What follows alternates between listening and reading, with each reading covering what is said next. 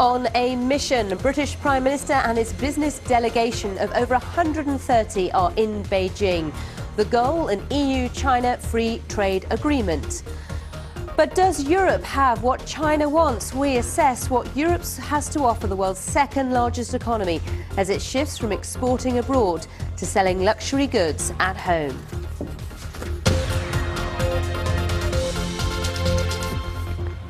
Hello and a very warm welcome you with World Business Report. I'm Sally Bundock. Also in the programme, it's the busiest shopping day of the year for online retailers.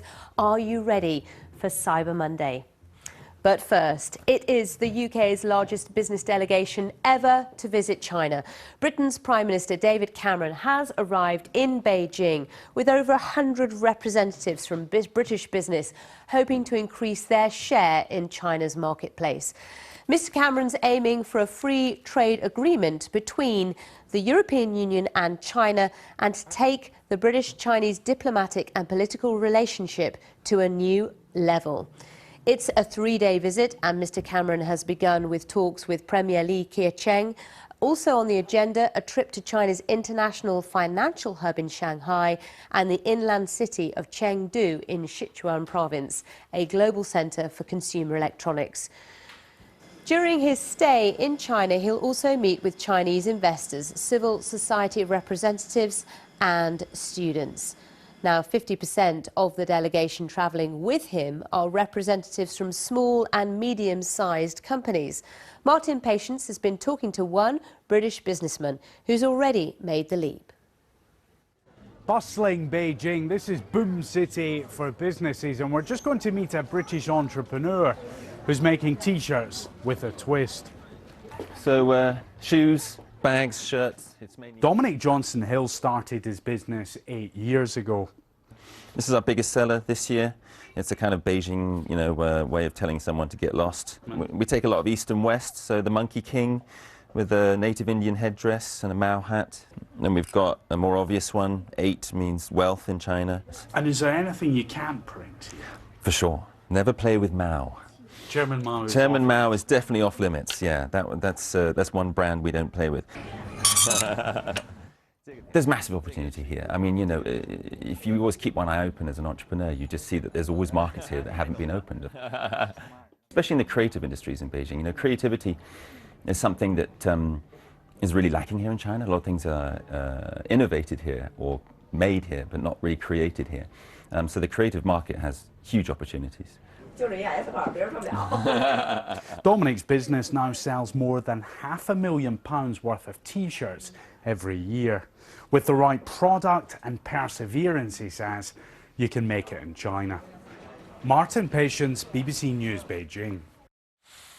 And the aim of this trip of the British Prime Minister and co to China is to pave the way for more European companies to tap into the world's second biggest economy. But the pace of change in China is fast, with firms shifting their focus from mass market goods for export to the hungry for high-end expertise that will help them sell more goods to their own increasingly sophisticated consumers. The BBC's Juliana Liu reports from the southern province of Guangdong. A clothing factory in the heart of Dongguan, a boom town in South China's Pearl River Delta. These workers are the muscle behind the country's economic rise. But success has brought unexpected challenges. They can now command salaries double or even triple that of workers in South and Southeast Asia. With costs soaring, the man in charge of finances here tells me the Hong Kong-based owners considered leaving the country. If we don't change, we have to shut down the factory in China. But we really have that, ambition that we want to be the last factory in China. Well, these are the T-shirts that the Crystal Group started out making. Very classic, very plain. But as their costs grew, they had to start doing something very different. So they started making T-shirts with more embellishment, more ruffles, that allowed them to charge more and to make more profit. Officials had relied on cheap labor and beneficial exchange rates to achieve average economic growth of almost 20% a year for the past 3 decades. That business model is no longer viable. Low-end, low-value added factories will have to move inland or leave China. Companies with strong brands, those with their own technology or high-end manufacturers will stay and continue to flourish. This science park in the nearby city of Shenzhen is what officials hope will be the future of the Pearl River Delta. Inside, Kemai Technologies develops software for supermarkets, restaurants and bars to keep track of their inventory. Its main market is in China rather than overseas. It employs skilled, educated young workers. South China's economic transformation is just beginning, but its intention is clear. Foreign investors keen to profit from China would be wise to keep up with this trend-setting region. Juliana Lu, BBC News in China's Pearl River Delta. Well, Chinese Premier Li Keqiang has only just got back from his trip to Europe, but one that took him not to countries such as the UK, but to the underdeveloped East. Last week, China and 16 Central and Eastern European countries pledged to boost two-way investment and trade. Mr. Li told the Romanian Parliament that it's strategically important to a stronger relationship between China and Eastern Europe. So let's get some more. I'm joined by Rod Wye, Associate Fellow of Asia Programme at Chatham House. Good morning. Thanks for coming in.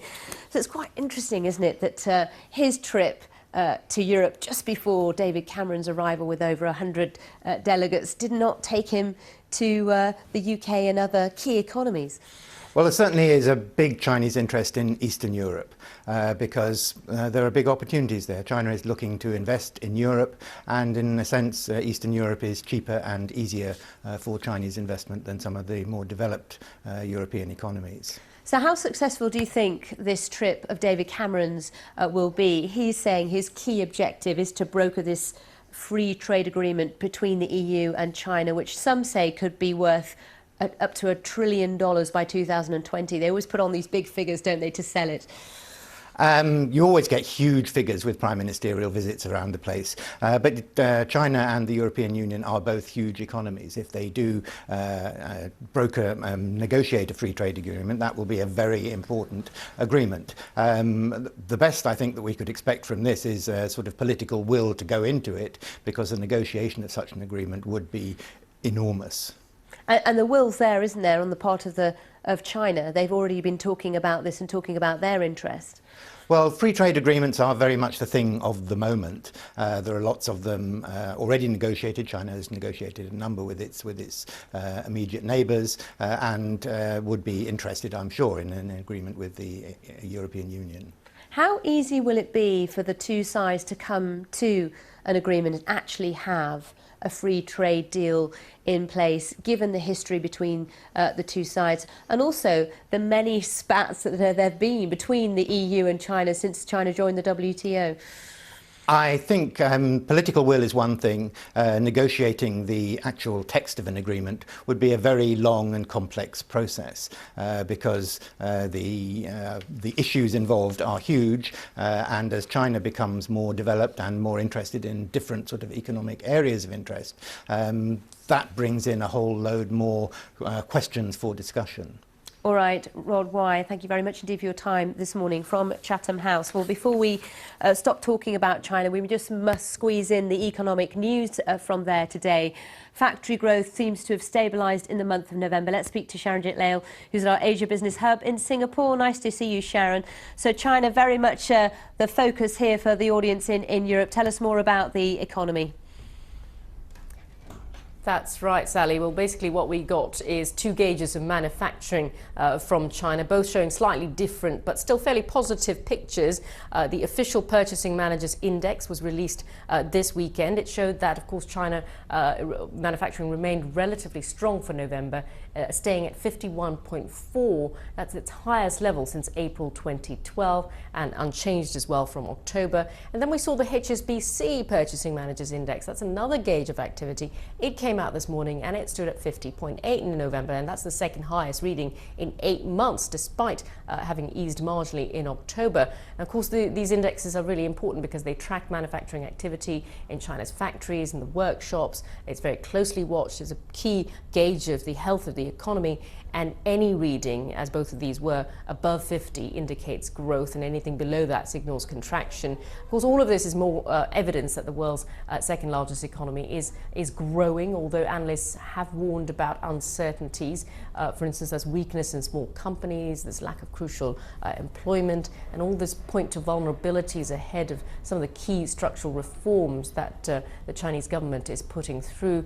China, as you know, is an important driver of regional growth, having expanded some 7.8% in the July to September period. Thank you very much indeed, Sharon, in Singapore. Of course, that story being felt on the markets. Markets being given a bit of a boost by that news. Let's squeeze in one more element you need to know about today. Online retailers are braced for their busiest day of the year as consumers take part in the annual pre-Christmas shopping spree dubbed Cyber Monday. Recent years have seen online shopping figures consistently peaking on the first Monday in December, thought to be a combination of the last payday before Christmas falling on the previous Friday and a weekend spent browsing in the shops for purchases. That's all from World Business Report. I'll see you soon as we look through the papers. Stay with us.